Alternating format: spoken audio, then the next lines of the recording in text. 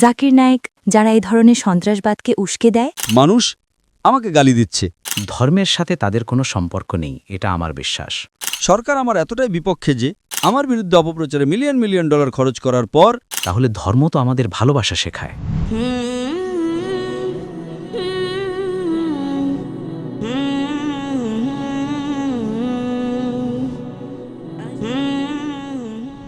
সারা দেশে যে সন্ত্রাসী হামলা হচ্ছে, হ্যাঁ, তারা ধর্মীয় রূপ নিয়েছে, জি জি জি জি আর অনেক সমালোচনাও হচ্ছে এবং অনেক ধর্মগুরুও একে উস্কে দিচ্ছেন। জি। মুম্বাইয়ের একজন বিখ্যাত ইসলামিক ধর্মপ্রচারক আছেন জাকির নায়েক, ওনার উপর নিষেধাজ্ঞা দেওয়ার কথাও হচ্ছে। আপনার কি মতামত যারা এই ধরনের সন্ত্রাসবাদকে উস্কে দেয়? দেখুন, যারা সন্ত্রাসবাদ ছড়ায় আর যেসব মানুষ সন্ত্রাস করে, ধর্মের সাথে তাদের কোনো সম্পর্ক নেই, এটা আমার বিশ্বাস। এরপর তারা যে ধর্মেরই হোক না কেন, মুসলমান, হিন্দু, শিখ, খ্রিস্টান, যেসব মানুষকে মারে, সন্ত্রাসবাদ ছড়ায়, ধর্মের সাথে তাদের কোনো সম্পর্ক নেই। তারা যতই বলুক না কেন যে আমরা ধর্মের জন্যে করছি, ধর্মের সাথে তাদের কোনো সম্পর্ক নেই। কারণ যদি তারা সত্যিই ধর্মকে মেনে চলত, তাহলে ধর্ম তো আমাদের ভালোবাসা শেখায়। আপনাদের সামনে দাঁড়িয়ে থাকা এই মানুষটা, যে কিনা তোতলা ছিল, ২৫ জন মানুষের সামনে কথা বলার স্বপ্নও দেখতে পারত না। হাজ আমিন ফাদলি রব্বি, এটা আল্লাহর নিয়ামত। আজকে বেশিরভাগ দেশ আমার পেছনে লেগেছে, সংখ্যাগরিষ্ঠ। আপনারা জানেন, ভারতে প্রায় ২ বছর ৪ মাস আগে ২০১৬ সালের নভেম্বরে তারা সংগঠনটিকে নিষিদ্ধ করেছে। আমি আমার সংগঠনের কথায় পরে আসছি। এবং বর্তমান প্রধানমন্ত্রী নরেন্দ্র মোদী সরকার আমার এতটাই বিপক্ষে যে তারা আমার বিরুদ্ধে অপপ্রচার চালাতে কোটি কোটি ডলার খরচ করেছে। টেলিভিশন চ্যানেলে, খবরের কাগজে যে জাকির একজন সন্ত্রাসী, সে সন্ত্রাসবাদী উস্কানি দিচ্ছে, এবং তারা কোনো ঘৃণামূলক বক্তব্য খুঁজে পায়নি। তখন তারা বলছে কালো টাকা। এবং এত বছর ধরে আমি আয়করের কাছে সবকিছু পরিষ্কারভাবে দিচ্ছি যে আমি এই আয় করি, আমি একজন এনআরআই, প্রবাসী ভারতীয়, দুবাই থেকে, কোনো প্রশ্ন করা হয়নি। এখন যখন সরকার আমার বিপক্ষে, এখন তারা বলছে কালো টাকা। তারা অভিযোগ আনছে জনগণের টাকা অপব্যবহার করি। আমাকে এমন একজন মানুষ এনে দেন, দুজন না, একজন মানুষ রসিদ সহ, যে এই সংগঠনে কোনো টাকা দিয়েছে আর সেটা সংগঠনের কাজে ব্যবহার হয়নি। কিন্তু আমি মোদিকে কেন ধন্যবাদ জানাই? কেন? কারণ হলো, আগে হয়তো 2/3 65% মুসলিম আমাকে চিনত, আর হয়তো প্রায় 10% মুসলিম আমাকে চিনত।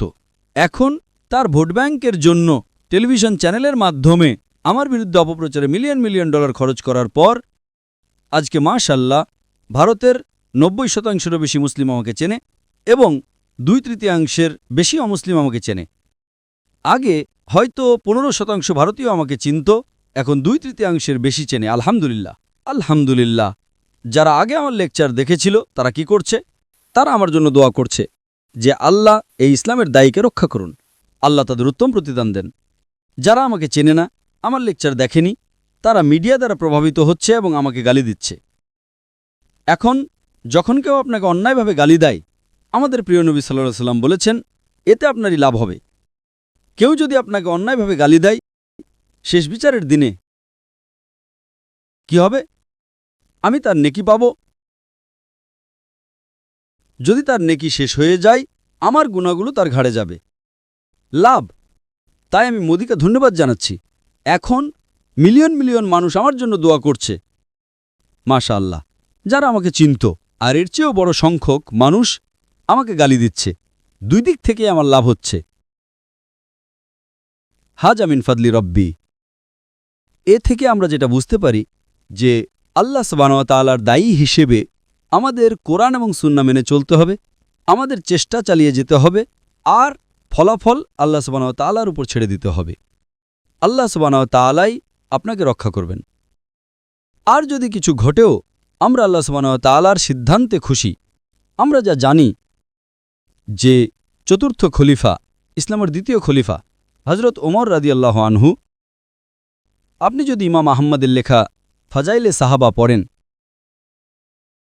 1280 নম্বর হাদিস, তিনি সাহাবীদের জিজ্ঞেস করলেন, তোমরা আল্লাহ সুবহানাহু ওয়া তাআলার কাছে কি দিয়ে এই ঘরটা ভরিয়ে দেওয়ার দোয়া করবে যাতে তোমরা তা আল্লাহর রাস্তায় খরচ করতে পারো? তখন এক সাহাবী বললেন, আমি আল্লাহর কাছে দোয়া করব যাতে এই ঘরটা সোনা দিয়ে ভরে যায় যাতে আমি আল্লাহর রাস্তায় খরচ করতে পারি। তখন ওমর রাদিয়াল্লাহু আনহু বললেন, আরও ভালো কিছু চাও। তখন আরেক সাহাবী বললেন, আমি আল্লাহর কাছে দোয়া করব যাতে এই ঘরটা চুনি, রত্ন আর হীরা দিয়ে ভরে যায় যাতে আমি তা আল্লাহর রাস্তায় খরচ করতে পারি। ওমর রাদিয়াল্লাহু আনহু বললেন, আরও ভালো কিছু চাও।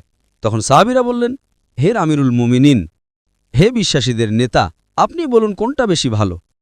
তখন তিনি উত্তর দিলেন, আমি আল্লাহ সুবহানাহু ওয়া তাআলার কাছে দোয়া করব যাতে এই ঘরটা আবু উবাইদা বিন জাররাহ, মুআজ বিন জাবাল, হুজাইফা ইবনে ইয়ামান সেরা দায়ীদের দিয়ে ভরে যায় যাতে আমি তাদের আল্লাহর বার্তা ছড়ানোর জন্য পাঠাতে পারি।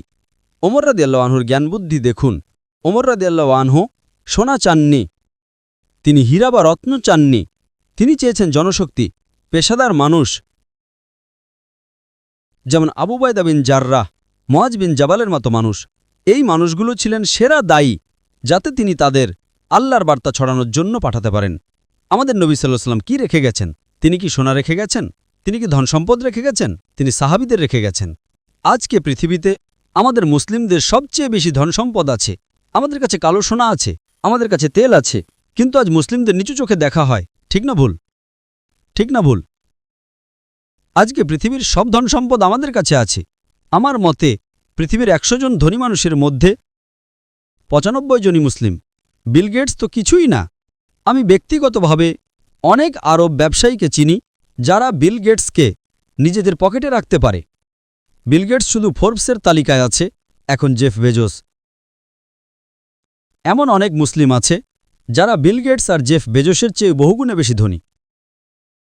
আমাদের টাকা আছে, কিন্তু আজকে আমাদের মুসলিমদের নিচু চোখে দেখা হয় কেন? সেই সময়ে সাহাবীরা ছিলেন, আমরা দিন ছড়িয়েছিলাম, আমরা পৃথিবীর সবচেয়ে শক্তিশালী মানুষ ছিলাম। মুসলিমরা পথপ্রদর্শক ছিল, কারণ আমরা কোরআন এবং সুন্নাহর কাছাকাছি ছিলাম।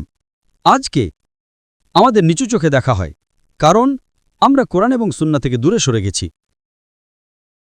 তাই আমার ভাই ও বোনেদের কাছে আমার অনুরোধ হল, কোরআন এবং সুন্নাহর কাছাকাছি আসুন। সত্যিকারের মুসলিম পেশাদার মুসলিম হয়ে উঠুন এবং ইনশাআল্লাহ আপনারা বিশ্ব জয় করবেন। আমি পবিত্র কোরআনের একটি উদ্ধৃতি দিয়ে আমার বক্তব্য শেষ করতে চাই। সূরা ফুসসিলাত ৪১ নম্বর অধ্যায় ৩৩ নম্বর আয়াত থেকে, যেখানে আল্লাহ বলেছেন, ওয়ামান আহসানু ক্বালাম মিম্মান দা ইলাল্লাহি ওয়া আমিলা সলিহান ক্বালা ইন্নানি মিনাল মুসলিমিন। তার চেয়ে কথায় কে বেশি উত্তম যে তার রবের পথের দিকে ডাকে এবং সে বলে যে আমি একজন মুসলিম। ওয়া আখিরু দাওয়ানা আলহামদুলিল্লাহি রাব্বিল আলামিন।